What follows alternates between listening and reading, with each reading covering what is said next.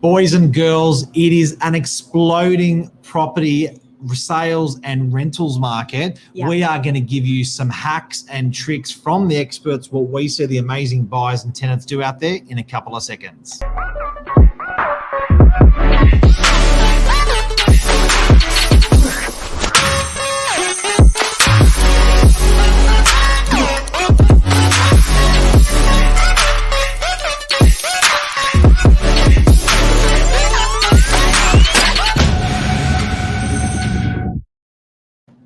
That's fancy. I wasn't expecting all that. It's almost like a nightclub. Yes. Now here we are. Yeah. Here we are. Monday night Novak News, where we are here to give you the lowdown. True. At least the market's going crazy. You're going to cover more sales. Yes. I'm going to cover more rentals. Yes. I'm excited for this tonight, guys. I'm excited for buyers that are out there. They're struggling. Tenants that are out there, they're struggling. The market is absolutely crazy. It's crazy at the moment, yeah. And I don't see signs of it slowing down anytime soon, guys. No. So if you're a buyer out there, if you're a tenant out there and you can't secure property, make sure you're sharing this, because we're going to give you guys some hot inside tips to try and make life a little bit easier for you. Tip number one. Okay, tip number one is, here we go, make offers quickly. Make offers quickly. So for buyers, and again, Mark's going to cover the tenants, but for you buyers that are watching, the big critical mistake, the pattern that I see where buyers miss out is they and they are after an open home, and then they call us on a Monday or a Tuesday. They're ready to make an offer. Property's been sold. Make an offer at the open home. Yep. All right, you can give us a verbal offer at the open home. It doesn't commit you. And then just follow it up. We do need it in writing. So just shoot us a text or an email after that. And I've been saying it for years, Lise. Make an appointment, make an offer making appointment with the agent. So ring the agent, go, hey, can I come and see in the office? Why? We'd like to make an offer on 22 Fox Street, Newport. And it's like, what's the agent going to say? No. Of course he's going to meet with you as soon as possible. Go in, eyeball the agent, belly to belly. Yep. Have a chat. Another thing that a lot of people don't realise is that you can actually go straight. Now, agents don't love this, but it is a really, really good way of getting the deal done and showing that you're rock solid. So if you're a buyer looking to buy property, you can actually take in a signed contract and go straight to the vendor's solicitor. In a red hot market like this is an absolute, what do you call it, Mark, when people like throw the mic down? What do you call that? Showstopper, mic dropper. Yeah. It is, you know. But hang on a sec. Wouldn't you get the shits if a buyer did that to you, went and signed a contract and dropped it to the lawyer of the client? Wouldn't you think they're trying to bypass you? Look, I think, you know, in this market, it's not unusual that we're seeing this kind of behaviour. Jeez. It's certainly not unusual. So, you know, again, as agents, we like to know that we are negotiating the whole deal, and we like to have complete control of that. It is in the best interest of the vendor. However, I have seen that done in a very, very red hot market. It's pretty intelligent. Well, you know, it shows true commitment, doesn't it, on the buyer's behalf? And sometimes you don't have, I don't like to admit this, but sometimes you don't have the most confidence in your real estate agent. So that way is like the no bullshit, straight to the lawyer. You know, lawyers are like, have this fiduciary duty of like, they're just black and white and bang. So look, I think a lot of clever, buyers, you know, and unfortunately I did have this situation tonight. We exchanged a property very, very quickly. And I had to give the bad news to a buyer that had missed out. The transaction had transpired so fast that obviously we go back to all parties. But the vendor's instructions were to accept that offer. The terms worked. Everything about it worked, and they were the vendor's instructions. They also had the highest offer, but the terms worked for them. All right. Now, that's another critical thing, guys. Don't dismiss your terms. Everyone always thinks it's all about the dollars, and it is for the most part, but terms play a huge part in this. Big one. All right. So if I can just use the example of tonight, Mark, I've just exchanged a property now 10 minutes before we just came on. The conditions of sale were phenomenal for my vendors, right? They needed a certain settlement on a certain date because they'd just purchased a property. and it was an unconditional sale. Everything about the sale worked for them, including the price. But sometimes it is just the conditions, right? Particularly in this kind of environment. All right. So number one was don't be sure to make an offer. Number two, I'm just writing it down. Conditions. Conditions. Number two, conditions. Okay. Now, make sure buyers listen. Make sure you have got your conveyancer or solicitor. This is like I'm your secretary. You just keep typing away. Okay, yep. Mark's going to cover the rental stuff, guys. Don't forget that. I'm covering the sales stuff. So buyers, make sure you got your conveyancer or your solicitor and your broker all lined up and ready to go. Because guess when a lot of these transactions happen, Mark? On the weekend. A lot of them happen on the weekend, and some brokers and some solicitors can be a little sleepy on the weekend and you can't get a hold of them. They're not going to blame themselves on Monday. They're going to blame the market or the property or the whatever. But we get asked by buyers, hey, do you have a lawyer that's open on a Saturday? Yes, we do.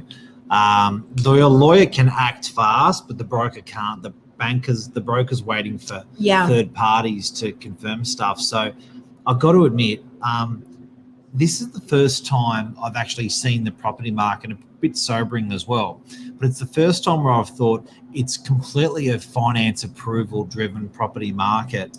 Completely. So it doesn't matter how hungry, what your appetite is for property, how smart you are, how much you earn. Like at the end of the day, you've got to have that loan approval, because at the moment that is the linchpin. That is absolutely critical in what we're talking about. Gives you that confidence. So again, tonight, just exchanged a great property for a phenomenal price for some amazing vendors, but the buyers were so locked and loaded. They already had their Section 66W from their solicitor, which waivers any cooling off period. They were in a position to sign. They had their solicitor on call. This is at 7:00 tonight. And we had the vendor's solicitor on call as well. Now, I'm going to teach you guys something. The only way that you're going to know that is by having your heart broken. Hard, unfortunately. So these guys, so what we're saying to you now, rather than going through that emotion, losing the first property, losing the second property, getting knocked around, get these ducks lined up early. Don't put yourself through pain. Get it done early. Without a doubt. So great broker, great conveyancer or solicitor. Next tip. All right. Here's another one. Strong offers. Again, I continue to see the same mistakes with similar buyers. Do not start with your lowest offer. This is a red hot market. Okay, throw in your strongest offer. That is it. Go out with one hard punch. Throw in your strongest offer. This market, there is really such a small window of opportunity to negotiate. And while we're negotiating with the buyer who's thrown in a lower offer and is creeping up by 15, 20 grand, we've got the rockstar offer that comes, through the door with a signed contract. Saturday's auction was a great example of that. Yep. These young guys that bought the property, aggro as, but at least I know it's great. And guys, it's been a market the last couple of years, quite a few years, where you can actually be a little bit tactical. You can sort of play around, get a good buy. Yes. The problem is that it's going to cost you, the way the market's rising, if you may be trying to save $1 million, you may be able to try 5,000, but you're losing $1 million asset that's growing fast. So these assets, potentially it's going up by 1 or 2% a month on $1 million.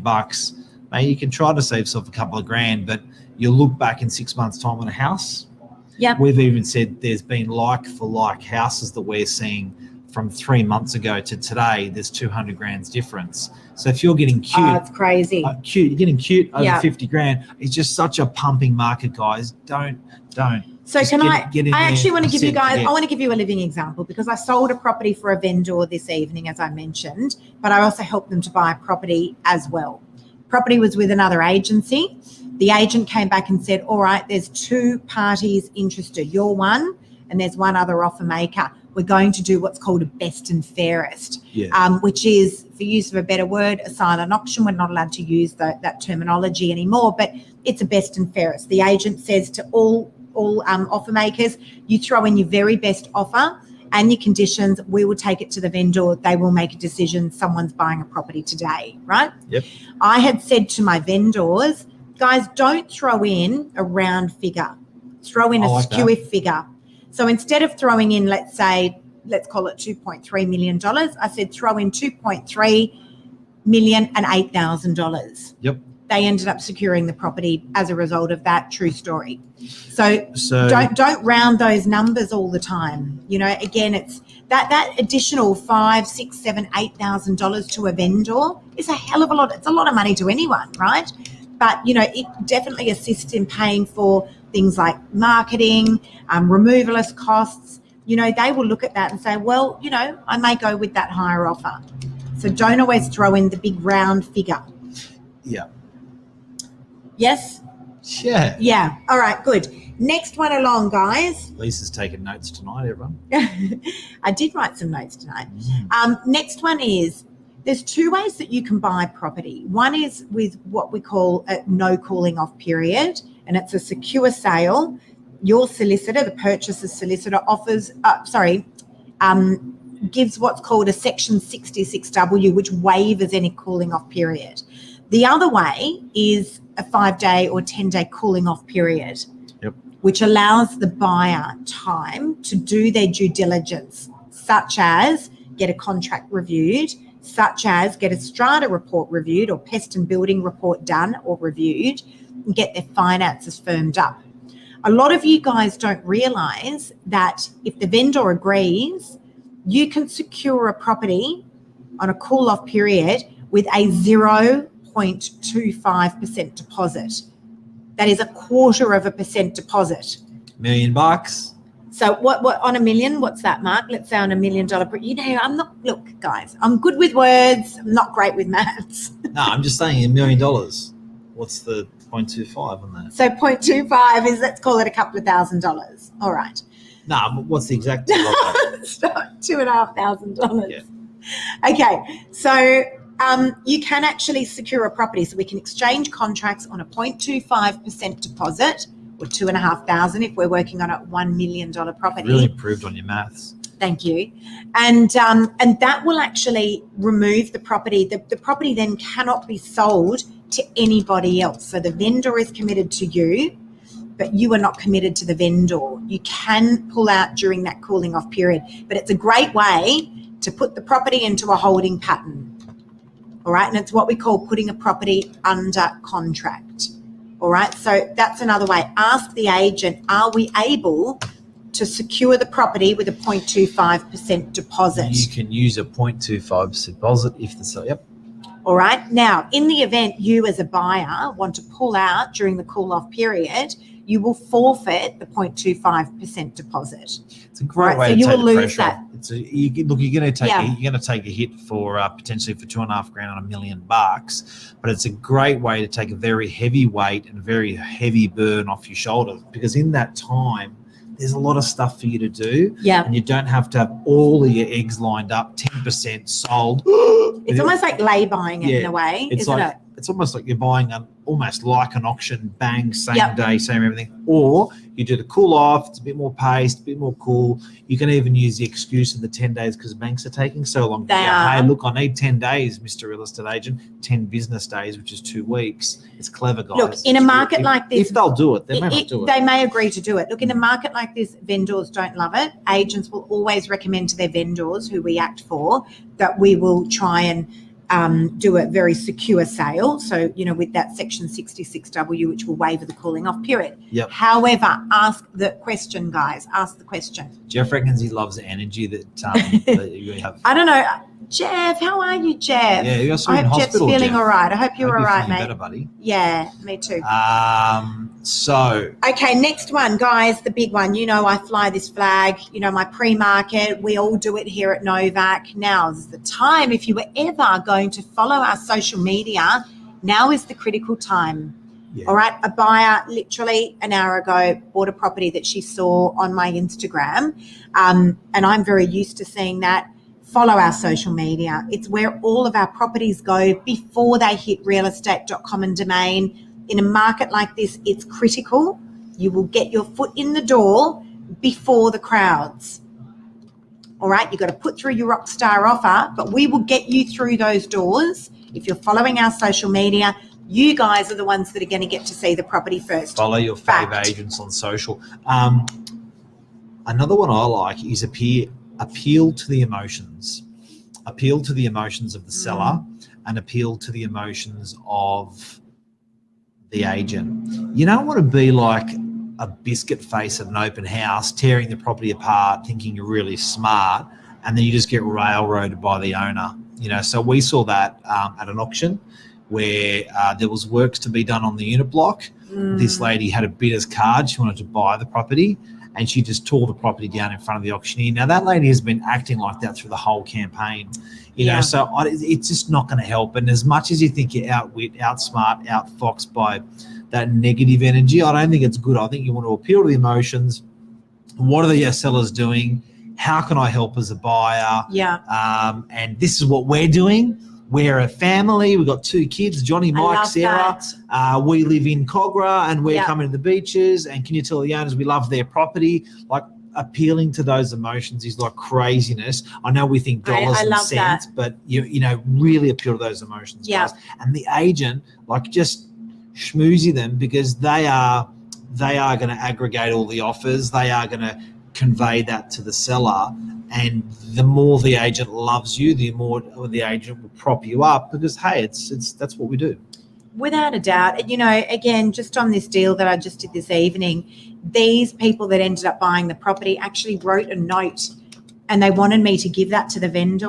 Smart. So they'd been looking for a family home in the area. A lot of the family lived in the area and they'd missed out on a couple of auctions, and they actually wrote a letter that I did give to my vendors. So that's so nice. This was actually not an easy sale for my vendors either. They'd been in the family home for a really long time. They'd actually bought it off the parents, Mark, who'd been in the family home for a really long time as well. So this was not an easy sale. They wrote a beautiful letter, these buyers, and they did end up buying the property. Yeah. So that's but it has another to be honest, you can't make it up.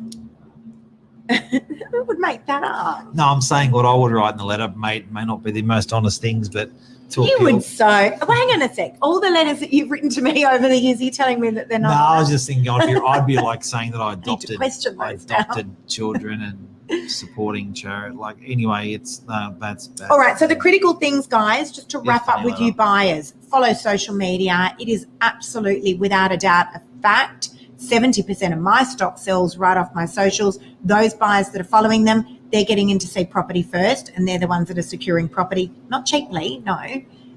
But you definitely need to be following social media. Make offers, really good offers, and firm it up with your terms. Rockstar offers, guys. You're going to think of stuff that you've forgotten about. We're going to wrap back to 2 hot tips on sales at the end. Okay. But for the next couple of minutes, I want to bring up some rentals stuff. All right, let's do that. Over to you, Mark. You're going to talk now. Yeah, I'm going to sit here and just be quiet for a while. I did agree. I was going to do the rentals. So, guys and girls, rentals property market, it is bonkers, particularly houses, which is really interesting because the sea change and tree change that people have been talking about has been like, if you're in a little one better, you're working from home, your husband's now working from home, what do you want to do? You want to upgrade, you want a yard, you want your dog to go to the toilet, you got a pet, whatever. It's gone, that one better, nice one better's done well, but the budget one better, no good.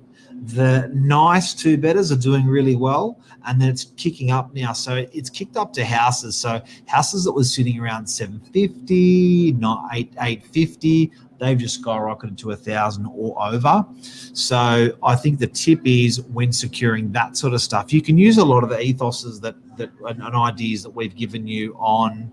You're going to type?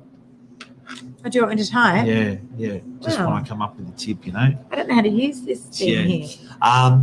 So, yeah, you can use a lot of these basic negotiating principles that Lisa's brought up tonight, also in rentals. So go back on those, adopt those, look at those.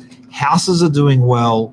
I think we did a couple of open houses on the weekend. 40 to 50 was the average number through the houses. Now, a tip on that: touch base with the agent, see who manages the property.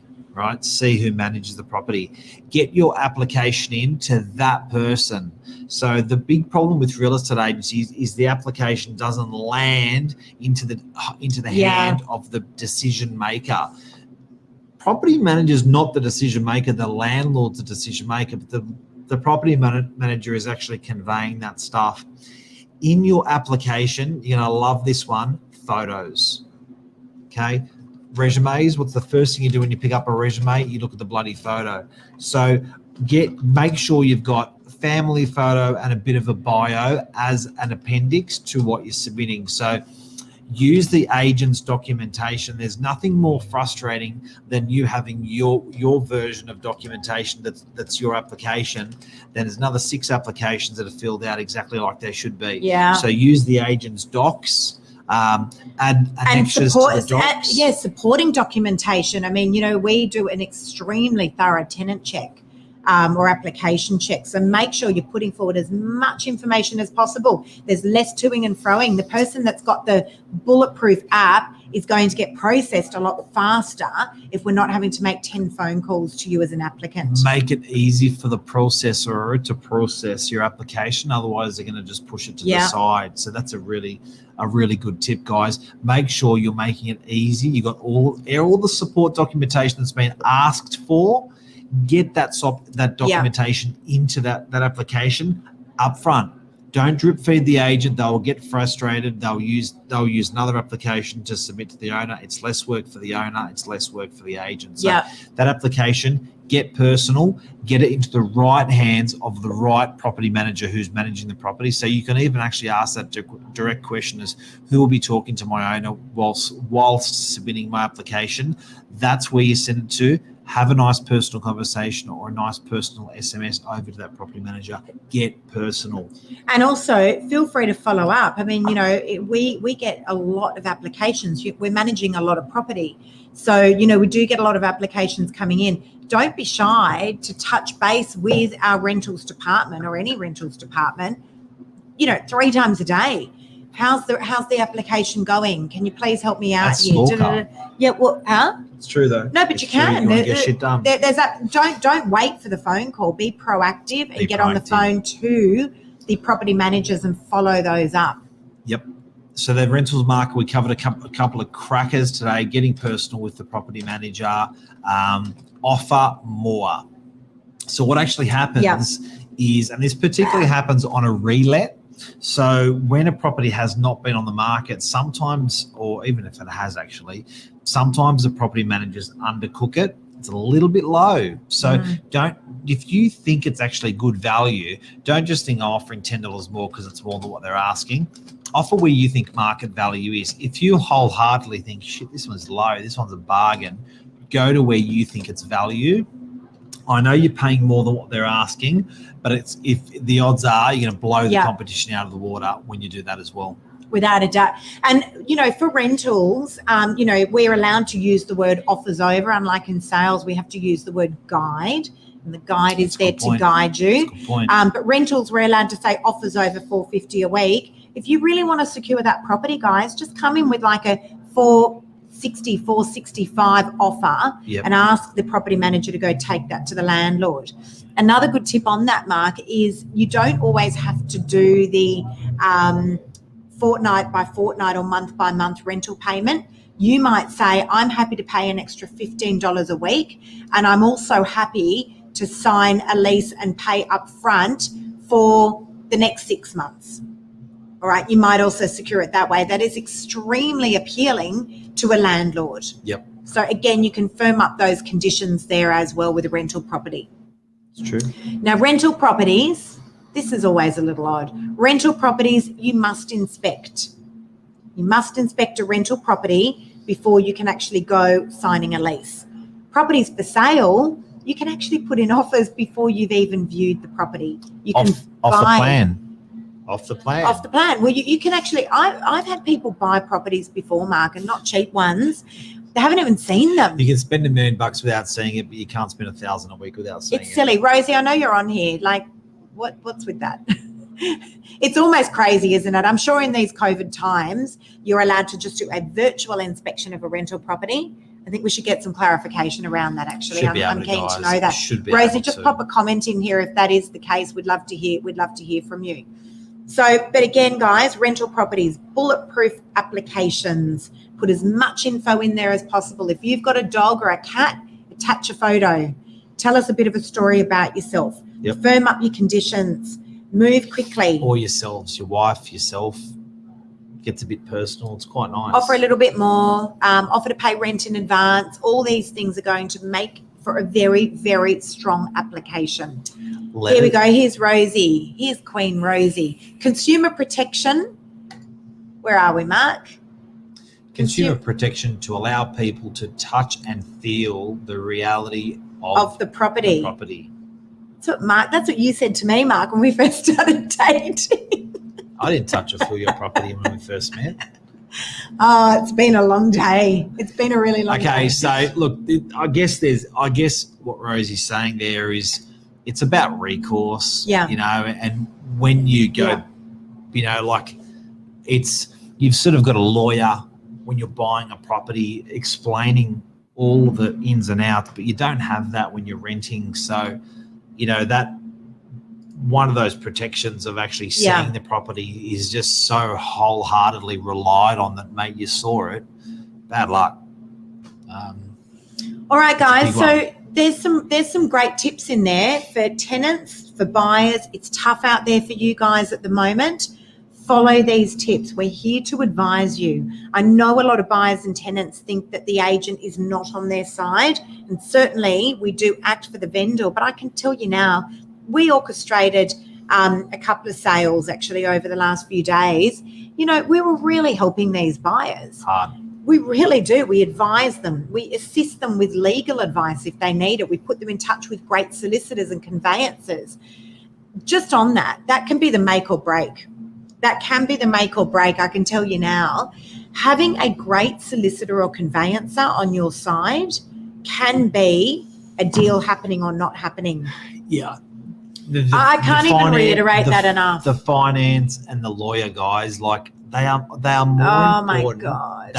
I reckon they're representing 60 or 70% of the deal now. Whereas it used to be just about getting the right property. Yeah. But I reckon most of that deal now broker or bank. How good is your broker? Broker or bank, Mark? Broker for sure. If you're a little bit, particularly that not many people are an easy straight up and down loan. So a broker can actually can get you into the right bank, depending on your structure.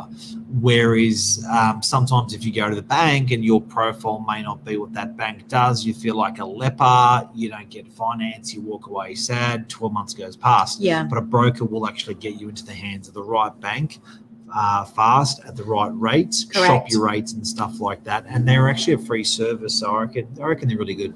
Absolutely. Now, guys, if anyone who is watching out there needs a great broker, needs a great solicitor, or needs some advice, just reach out. We're very happy to refer some people. We don't get paid for this.